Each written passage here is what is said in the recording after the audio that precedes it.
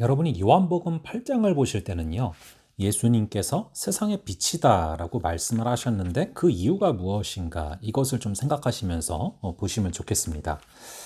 그래서 이제 8장 시작할 때 나오는 이 음행 중에 잡힌 여자를 통해서 이제 종교 지도자들이 시험하는 이 사건, 이거 역시도 어둠에서 자유케 하시고 어둠 가운데 빛을 주시는 하나의 사례로서 말씀하시는 것입니다.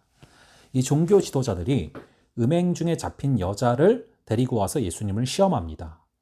여기서 예수님이 이 여자를 돌로 치라라고 만약에 얘기를 하면은 로마법을 위반하는 것이 됩니다. 이 로마는 식민지 국가가 자체적으로 사형을 집행하는 것을 허락하지를 않고 있습니다. 그래서 이 십자가 사건에서도 보면은 빌라도에게 종교 지도자들이 예수님을 데려간 것이 바로 그 이유거든요. 사형을 집행할 권한이 이 빌라도에게 있기 때문에. 그래서 이제 돌로 치라고 하시면 로마법을 위반하는 것이 되고, 그렇다고 그냥 이 여자를 놓아주라라고 말을 한다면 모세 율법을 어기는 것이 되는 것이죠. 이 상황 가운데 예수님은 지혜롭게 답변하십니다. 너희 중에 죄가 없는 자가 돌로 쳐라. 그게 이제 7절에 나오죠. 모두 이 말씀을 듣고서 양심의 찔림을 받게 되는데요. 여기 보시면은 예수님께서 땅에 손가락으로 이제 몸을 굽히사 어떤 글자를 쓰시는 게 6절과 8절에 걸쳐서 2번 나와요. 무슨 글자를 쓰셨는가? 우리는 감을 잡을 수가 없죠. 그런데 제가 그냥 추측해 볼 때는 처음에 쓰실 때는 거기 있는 사람들의 이름을 쓰시고, 그 다음에 이제 죄 없는 자가 먼저 돌로 치라 하신 다음에는 그 각각의 사람들의 죄의 명목을 좀 쓰시지 않았을까.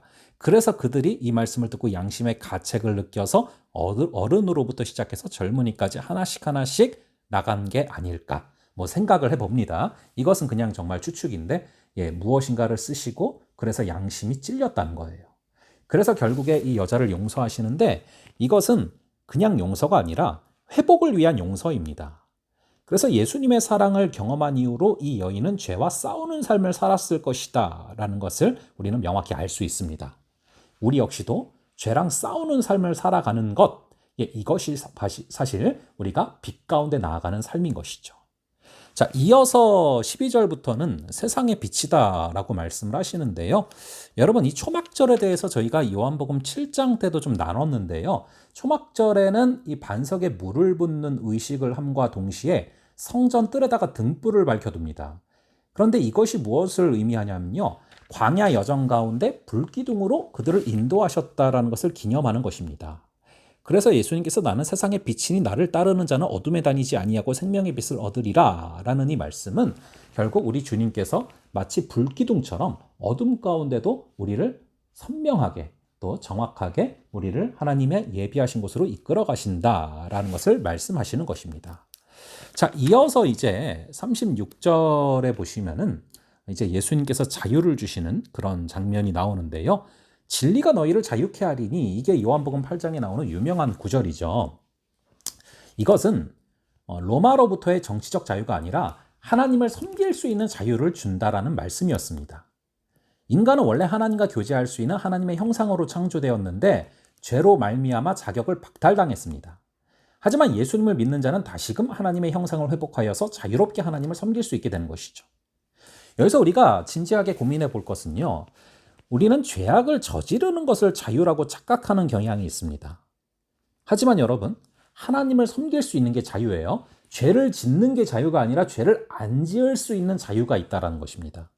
사단은 죄악을 저지르는 것이 자유다라고 계속해서 우리를 속여요.